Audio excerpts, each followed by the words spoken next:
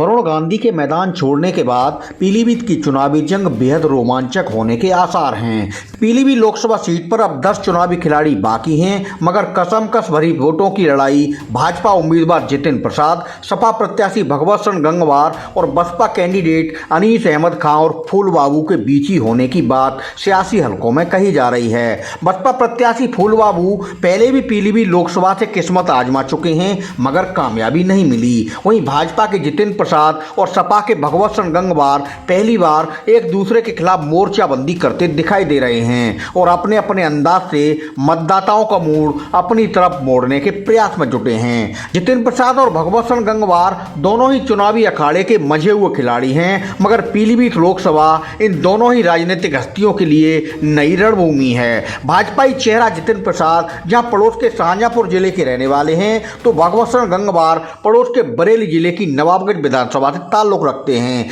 कई दशक बाद पहला ऐसा मौका है जब नेहरू गांधी खानदान का कोई चेहरा पीलीभीत के चुनावी रण में नहीं दिखाई दे रहा। नेपाल और उत्तराखंड से सटी पीलीभीत की तराई बेल्ट पर सियासी रूप से 2019 तक मेनका गांधी और उनके पुत्र वरुण गांधी का दबदबा देखा जाता रहा था। इस बार भाजपा ने वरुण गांधी का पीलीभीत से टिकट काटकर योगी सरकार में लोक निर्माण मंत्री जितिन प्रसाद को अपना प्रत्याशी बनाया है। पहले चर्चा ये थी कि टिकट कटने के बाद मौजूदा सांसद वरुण गांधी निर्दलीय पीलीभीत के मैदान में किस्मत आजमा सकते हैं, मगर ऐसा हुआ नहीं है। नामांकन की परीक्षा में भाजपा प्रत्याशी जितिन प्रसाद पास हो गए हैं। पीलीभीत में समाजवादी पार्टी ने अपना चुनावी चेहरा 5 बार विधायक और समाजवादी पार्टी सरकारों में 2 बार मंत्री रह चुके बरेली मंडल के दिग्गज कुर्मी नेता भगवत सिंह गंगवार को बनाया है। भगवत सिंह गंगवार के लिए पीलीभीत की राजनीतिक जमीन नई नहीं है।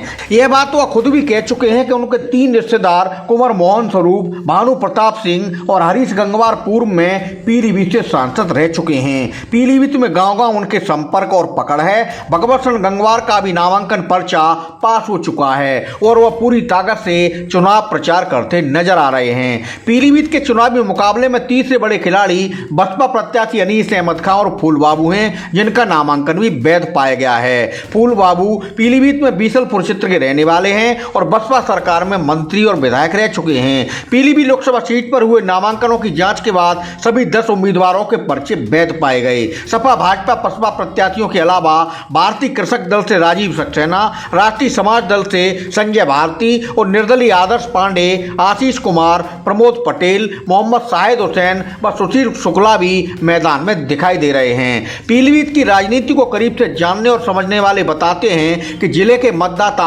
अभी मौन मुद्रा में हैं। फिलहाल हालात देखते हुए पीलीभीत का रण बहुत भीषण होने के आसार बन गए हैं। देखना यह है कि पीलीभीत की चुनावी कहानी इस बार किस मोड़ पर जाती है। फिलहाल सबकी नजरें समाजवादी पार्टी के प्रत्याशी पूर्व मंत्री भगवत सिंह गंगवार, भाजपा प्रत्याशी कैबिनेट मंत्री जितिन प्रसाद और बसपा कैंडिडेट पूर्व मंत्री फूल बाबू पर टिकी हैं, जो मतदाताओं में अपनी अपनी पैठ मजबूत करने के लिए दिन रात एक करते दिखाई दे रहे हैं। खबरची ब्यूरो की रिपोर्ट।